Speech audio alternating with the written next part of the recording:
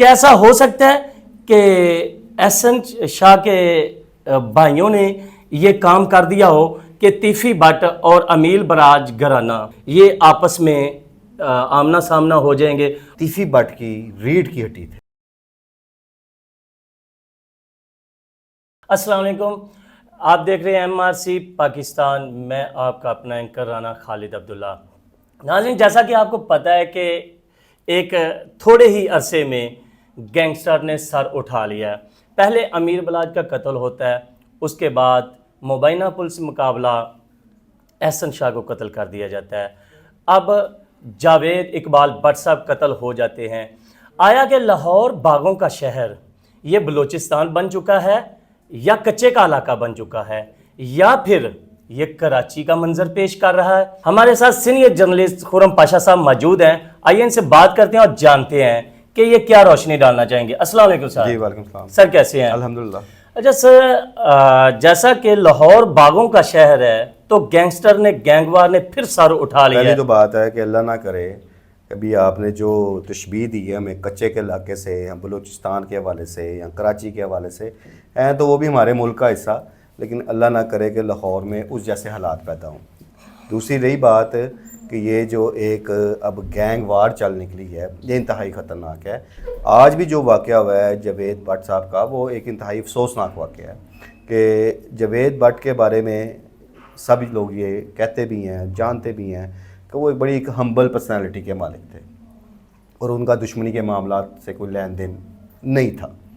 लेकिन चूँकि वो तीफी भट्ट के बहुत क्लोज समझे जाते थे, तीफी भट्ट के ना सिर्फ बहनोई थे बल्कि कज़न भी थे, गोगी भट्ट के भी वो कज़न थे।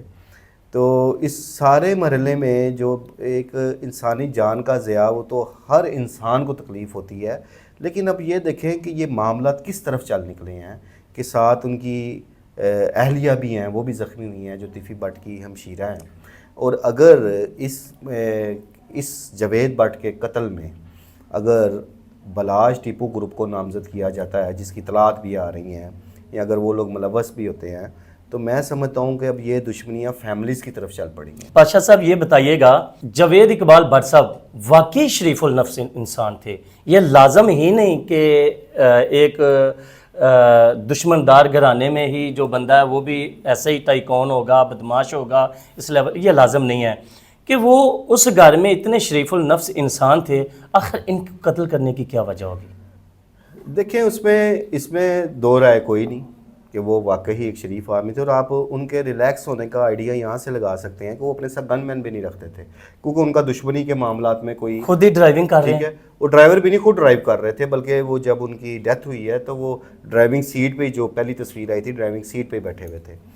रही बात कि अगर तो अभी जब FIR दर्ज होती है और जो इतलात आ रही हैं कि उसमें कैसर भट्ट ऑफ लखोडेर को, अमीर मौसिफ को और शकील भट्ट जो सब इंस्पेक्टर है, बाबर भट्ट के भाई कैसर भट्ट लखोडेर, उन्हें भी नामजद किया जा रहा है। अगर तो ये वाकई ऐसा हो रहा है तो इसका मतलब है फिर ये इसी दुश्मनी का शाखसाना है। और उन्हें क्यों कत्ल किया जा सकता है कि वो तीफी भट्ट की रीढ़ की हड्डी थे। जितना एतमाद तीफी भट्ट को जावेद भट्ट पर था शायद ही किसी पर हो। और जावेद भट्ट ना सिर्फ तीफी भट्ट के काफ़ी सारे कारोबारी मामलात को बल्कि कानूनी मामलात को भी लुक आफ्टर करते थे। और एक और चीज़ जो अभी आपको नज़र आएगी कि जावेद भट्ट की कत्ल के हवाले से लाहौर की जो ताजर बरादरी है उसमें खासा गम गुस्सा पाया जाता है। उसकी वजह यह है कि लाहौर की ताजर बरादरी में उनका खासा असर रसूख था, उनके लिंक्स बहुत अच्छे थे।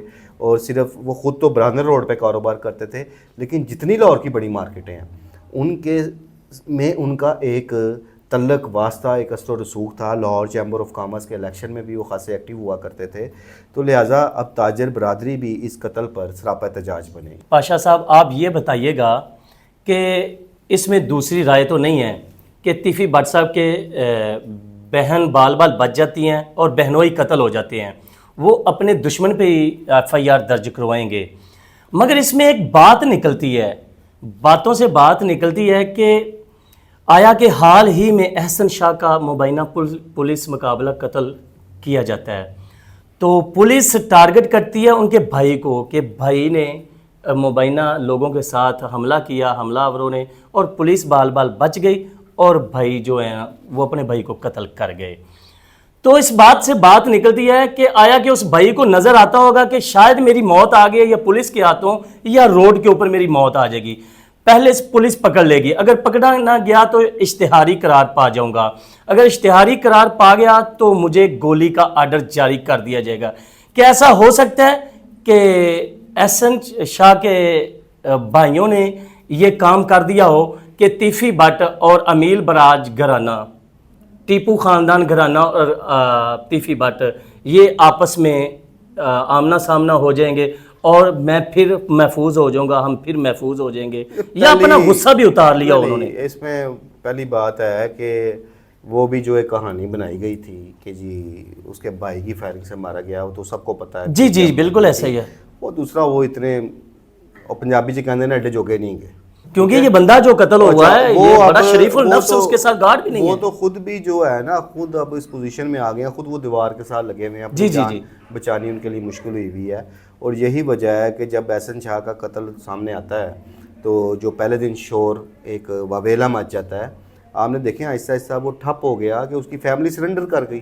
اس کی فیملی کے لیے اس وقت اہم اب احسن شاہ کا قتل نہیں ہے، ان کی فیملی کے لیے اہم اس کے بھائی علی رضا کو بچانا ہے جی، اور اسی وجہ سے وہ سرنڈر کر گئے ہیں۔ تو لہٰذا یہ کہنا کہ جو اس کے بھائیوں نے ایسا کر دیا، وہ میری سمجھ میں یہ بات نہیں آتی، اور نہ کوئی ایسے شواہد سامنے آئے ہیں کہ جس میں ان کے بھائی نظر آ رہے ہوں۔ اگر میں پھر یہ بات کر رہا ہوں کہ جو ابھی تک کی اطلاعات ہیں کہ جو ایف آئی آر کا اندراج ہونے جا رہا ہے، جو درخواست گئی ہے، اگر تیفی بٹ گروپ کی طرف سے امیر بلاٹ ٹیپو گروپ کو نامزد کیا جاتا ہے تو پھر یہ اسی دشمنی کا شاخسانہ ہے۔ دوسری رہی بات شوٹرز کے حوالے سے جنہوں نے یہ کام کیا ہے، وہ اگر پولیس، اور اگر نہیں پولیس کرے گی بھی صحیح، ظاہر ہے ایک ہائی لائٹ معاملہ ہے، اتنے مصروف روڈ پہ اور اتنی وہ جو جگہ ہے، اتنی وہ رونقی جگہ اور ٹریفک کا ہر ٹائم وہاں بہاؤ ہوتا ہے، تو پولیس ڈیفینیٹلی اس کیس کو ٹریس کرے گی، اور جب شوٹر سامنے آئیں گے تو دودھ کا دودھ پانی کا پانی ہو جائے گا۔